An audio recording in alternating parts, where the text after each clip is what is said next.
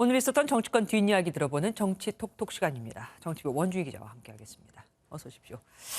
더불어민주당 이재명 대선 후보가 최태원 대한상공회의소 회장을 만났더라고요. 무슨 일 얘기가 있었습니까? 이재명 후보는 앞서 보신 관훈 토론회에 참석한 뒤에 대한상공회의소를 찾아 최태원 회장 등 재계 인사들을 만났는데요.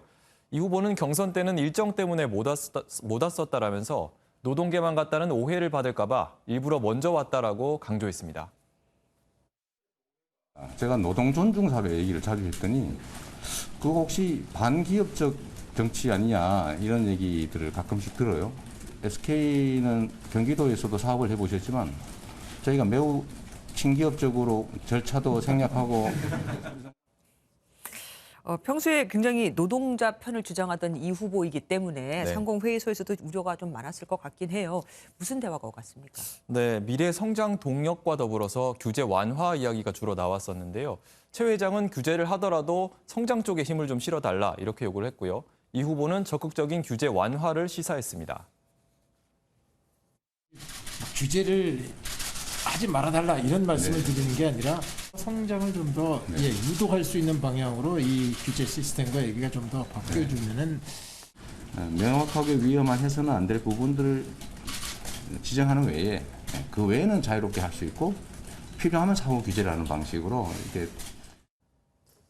네, 이 후보는 2019년에 실시한 광역단체장 이미지 조사에서 가장 친기업적 단체장이 누구냐는 질문에 1등을 차지했다면서 친기업 이미지를 재차 강조했습니다. 예, 국민의힘 얘기도 해보죠. 윤 후보 선출 이후 탈당자가 굉장히 많아졌다라면서 지금 굉장히 논란이 일고 있지 않습니까? 네. 김재원 최고위원이 탈당자보다 입당자가 더 많다고 했는데 이준석 대표가 또 이거를 또 뒤집었어요. 그렇습니다. 네, 김재원 최고위원은 일단 탈당자는 40명이 전부다라고 했던 말은 틀렸다고 인정을 했습니다. 다만 최신 통계를 다시 확인해 보니 탈당자는 5,600명 정도인데 입당자는 더 많다고 주장했습니다. 입당한 분들은 책임 당원 지위를 확보하지는 못한 분이 한 7,000명 정도 되거든요. 그런데 이준석 대표는 이 발언 또한 허위라고 곧바로 또 반박을 했는데요. 탈당자 숫자는 당비를 내는 당원만 계산하고 입당자 숫자는 당비를 안 내는 당원까지 합산했다는 이야기입니다. 들어보시죠.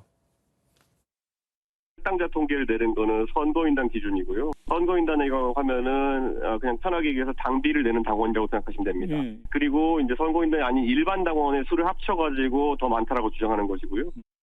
네, 이 대표는 윤 후보 선출 이후에 당원이 늘었다는 보도에 대해서도 누가 통계를 비틀어서 보도를 부탁한 것 같다라면서 상황의 심각성을 강조했습니다. 그러니까 결론은 당비를 내는 당원 기준으로 해서 탈당자가 더 많다는 겁니까? 예, 그렇습니다. 이 대표는 수도권 같은 경우에는 탈당자가 입당자보다 2배 이상 많다 이렇게 이야기했습니다.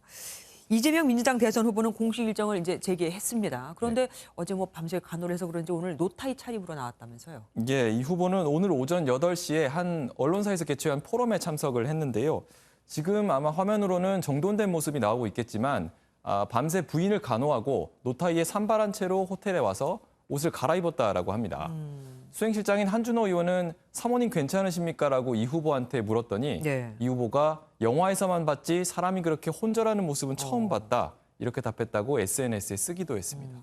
근데 김혜경 씨는 처음에는 낙상 사고라고 보도가 됐었단 말이에요. 근데 그다음에는 또 열상으로 봉합 수술까지 했다고 하니까 그래서일까요? 자꾸 이상한 말들이 나오고 있습니다. 민주당 내에서 여기에 대해서 단호하게 조처한다고 얘기를 했죠. 예, 오늘 사실 온라인상에는 김 씨의 부상 유형이나 원인에 대해서 기존에 알려진 낙상 사고가 아니라 다른 이유 때문이라는 추측들이 퍼지기도 했습니다.